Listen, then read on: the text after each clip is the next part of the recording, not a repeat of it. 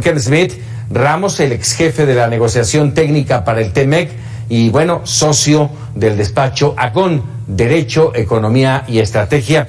Ken, mucho gusto, muy buenas noches, gracias por regalarnos, como siempre, unos minutos. Muy buenas noches, Francisco, me da mucho gusto estar contigo. Gracias, Ken. A ver, dime una cosa, primero me gustaría conocer tu visión de lo que hoy desestimó, así lo entiendo yo, de lo que hoy desestimó la Suprema Corte de Justicia en torno a la inconstitucionalidad, a declararla inconstitucional a la ley de la industria eléctrica. Sí, muchísimas gracias. Como bien lo explicabas, esta es una ley que se aprobó el año pasado y a la cual ha habido una serie de amparos que se han ido dando desde el momento en que se aprobó y que han ido siendo, digamos, en ese sentido analizado en el Poder Judicial. Se lleva ahora esta controversia de naturaleza constitucional ante la Corte, y para declarar inconstitucional la ley, es decir, invalidarla, se requerían 8 de los 11 votos en la Corte. No se llegó a ese número, y como bien explicabas, aquí de lo que se trata es de un proceso separado de lo que se está dando en la reforma constitucional que ha sido propuesta y que está en la Cámara de Representantes. Lo que sucede, para efectos prácticos, es que de todos los apartados que se analizaron, que fueron 7 rubros muy detallados que se analizaron, y para cada uno de ellos hubo votos por parte de los ministros, al final de cuentas no se obtuvo este número de votos, se quedaron en un voto corto, es decir, tuvieron 7 votos, pero no los 8 que se requerían, y en ese sentido lo que sucede es que la ley no se invalida como tal, no se declara inconstitucional, pero esto no quiere decir que entre en vigor ya con efectos generales, es decir, no va a poder entrar en vigor aún, porque está todavía una serie de amparos con efectos generales que están siendo analizados, que todavía no han sido descartados, y que por lo tanto la ley no entraría en vigor. Es decir, puede haber todavía amparos que se presenten en contra de la ley de la industria eléctrica. Hay quienes están diciendo que esto de alguna manera ratificó o declaró constitucional la medida. No hay que confundirnos, no es así. Lo que se hizo es, no se llegó a los 8 votos para considerarla inconstitucional y descartarla. Un proceso aparte que se está llevando a cabo es, por supuesto, la consideración en la Cámara de Representantes de la reforma constitucional en materia de energía eléctrica, como bien se explicaba anteriormente, y esa sigue en discusión y posiblemente se analizará la próxima semana. ¿Qué es la relevancia aquí con respecto a lo que explicabas, la posición de Estados Unidos? Sí. Este diferendo ha seguido subiendo de tono en las últimas semanas. Hemos tenido 3 visitas de John Kerry, la secretaria de Energía, y la carta, por primera vez, donde la embajadora Katherine Tai le pone una cifra de $10,000 millones de afectaciones, que en caso de que entrara en vigor, que se aprobara la reforma constitucional, podríamos tener represalias comerciales en contra de nuestros principales productos de exportación por ese monto. Entonces sí es una situación muy delicada. Sí, a ver, en este sentido, Ken, me llamó la atención la parte final del comentario que hizo hoy el embajador Ken Salazar, que dice: Washington le recuerda a México que tiene obligaciones bajo el TEMEC en la búsqueda de ser de América del Norte una potencia de energía limpia y protectora de las inversiones de Estados Unidos. Vamos, ese le recuerda, me pareció una especie de, déjame decirlo así, de amenaza. Mira, el tono de la discusión entre México y Estados Unidos ha estado subiendo desde más o menos octubre del año pasado.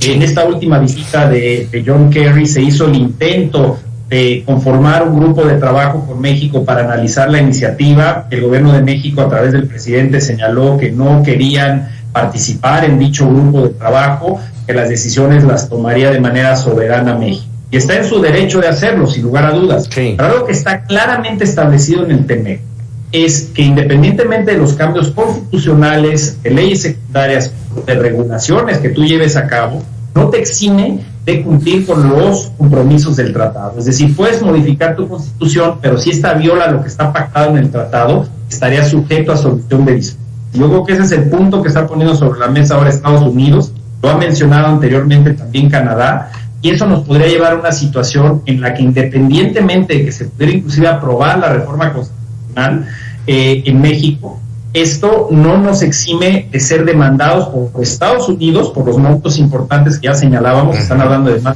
millones de dólares. Sí. Y también a través del apartado de mecanismo inversionista Estado, que es la protección que se le brinda a las empresas en individual a través del capítulo de inversión del TEMEC, que cada una de ellas pudiera demandar al Estado mexicano en lo individual para resarcir daños a sus inversiones. Entonces es un doble golpe que te puede llegar en un caso de solución de disputas dentro del TEMEC. Y yo creo que eso es lo que ya cada vez más está poniendo sobre la mesa Estados Unidos, una posibilidad real en caso de que no se detenga o se modifique de manera sustancial el proyecto que está ahorita en la Cámara. Kenneth, mira, esto que acabas de explicar, lo hemos dicho ya insistentemente, lo han dicho quienes están metidos en esta discusión, y para los mexicanos, me voy a atrever a hablar por todos los mexicanos, o por la gran mayoría de los mexicanos, lo vemos lejos de nuestras necesidades, de nuestro bolsillo, de nuestro entorno.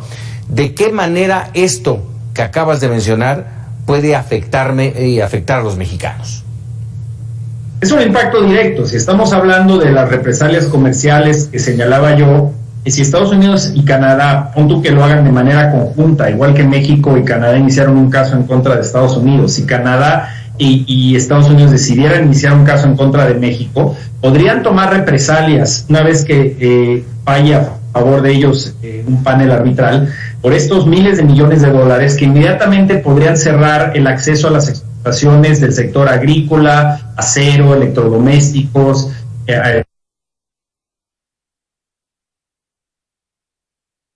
aeroespacial. Es decir, Estados Unidos y Canadá tendrían la posibilidad de decidir qué sectores empezarían a cerrar en términos de las exportaciones de México a Estados Unidos. Y eso obviamente afectaría el empleo en esas industrias.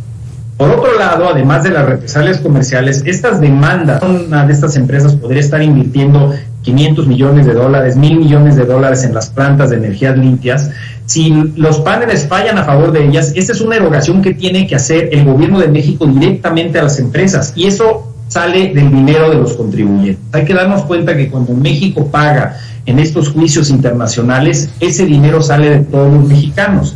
Además de eso, digamos, del aspecto internacional, está el aspecto doméstico, en donde por estas medidas que se están impulsando a través de la reforma, vas a encarecer el costo de la energía, vas a tener que subsidiar aún más a CFE, y eso ¿de dónde crees que sale? Nuevamente del bolsillo de los mexicanos. Y si las empresas que hoy en día están dudando si invierten en México porque no quieren incrementar su huella de carbono, haciendo sus productos, manufacturándolos a través de energías sucias, pues es dinero en futuro que se está perdiendo en México, porque esas inversiones ya no van a llegar a nuestro país. Entonces, por donde lo veas, al final del día, esto es algo que puede ser sumamente costoso para todos los mexicanos. Es un tema que está presente, no es un tema lejano, es un tema que hay que atender hoy mismo. Quedó muy claro que los dos son dos temas muy importantes y separados, la ley de la industria eléctrica y la reforma eléctrica. Pero te pregunto, ¿la constitucionalidad de la ley de la industria eléctrica abona, le abre camino, abre expectativas positivas para la consecución de la reforma eléctrica? Mira, no necesariamente. Es interesante esto porque lo que sí podemos ver es que los votos en individual que se tomaron, cada uno de los apartados que fueron discutidos hoy en día, sí pueden ser útiles una vez que se presenten amparos contra de la ley más adelante. Si ya hay un precedente que se establece ahí, yo no creo que necesariamente, como algunos elementos del gobierno están diciendo que es una victoria, digamos, para la administración y que va a facilitar el camino. Son procesos que hay que verlos por separado. Se va a poder seguir amparando los privados en contra de la ley de la industria eléctrica. Entonces, ese es un aspecto donde no ganó el gobierno, por así decirlo. Y por otro lado, en la discusión de la constitucionalidad, digamos, de la ley como tal, hay que tomar en cuenta que la ley no desaparece, pero tampoco entra en vigor. Entonces, no cambió mucho el panorama de cómo estábamos anteriormente, pero sí en varios de los apartados específicos donde hubo votos y posturas ya que han tomado los ministros, puede indicar que en algunos rubros sería aún, digamos... Uy, perdimos la comunicación. Kenneth, perdimos tu comunicación en la última frase. No sé si por ahí cerraste tu micro. No. Ahí sonó. Perdón. Ahí estás. Sí, no sé qué sucedió. Pero sí, básicamente lo que mencionaba es que hay que verlos como procesos separados. Sí, al momento de presentar amparos en contra de la ley de la industria eléctrica, y si estos proceden y se llevan a la Suprema Corte, obviamente los votos que se llevaron a cabo hoy en día pueden tener un impacto en cómo se analizan estos votos.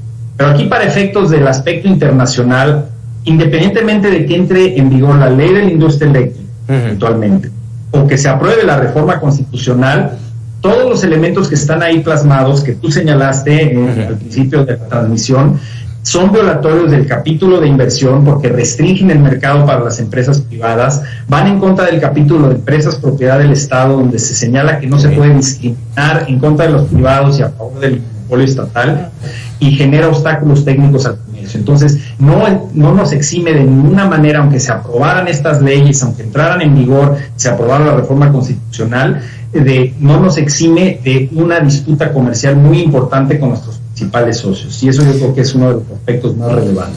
Kenneth Smith, como siempre, agradecido de que nos des luz en estos temas que son complicados de entender y que son tan relevantes y tan importantes para nosotros. Te agradecemos mucho.